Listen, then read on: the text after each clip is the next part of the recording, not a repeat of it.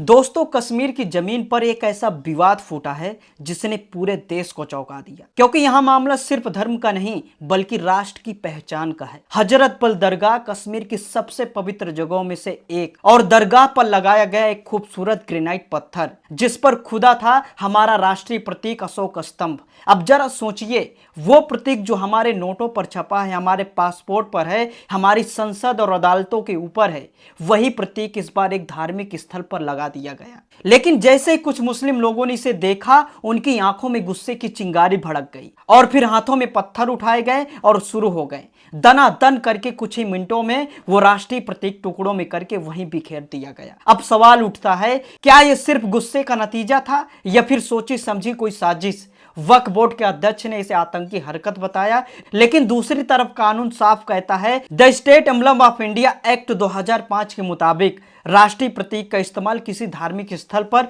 किया ही नहीं जा सकता। तो फिर गलती कहां हुई? क्या प्रशासन ने बिना सोचे समझे से वहां लगवा दिया, या फिर उन लोगों ने गलती की जिन्होंने इसे पत्थरों से तोड़ा? दोस्तों, असली बात यही है, गलती चाहे बोर्ड की हो, प्रशासन की हो या फिर किसी और की, इसका हल पत्थरों से निकालना किसी भी हाल में सही नहीं था। क्योंकि जब आप राष्ट्रीय प्रतीक को तोड़ते हो तो आप सिर्फ सरकार को नहीं बल्कि 140 करोड़ भारतीयों की भावनाओं को चोट पहुंचाते हो। यह सिर्फ हिंदू मुस्लिम का मुद्दा नहीं है, हर धर्म वाले को लगता है कि दूसरा धर्म इंटॉलरेंट है। अब सवाल आपसे है, क्या धर्म की आड़ में राष्ट्र का प्रतीक तोड़ना सही है या फिर प्रशासन को इसके लिए जिम्मेदार ठहराना चाहिए? कमेंट में अपनी राय जरूर दीजिए, क्योंकि सच यही है, धर्म बाद में आता है, देश सबसे पहले।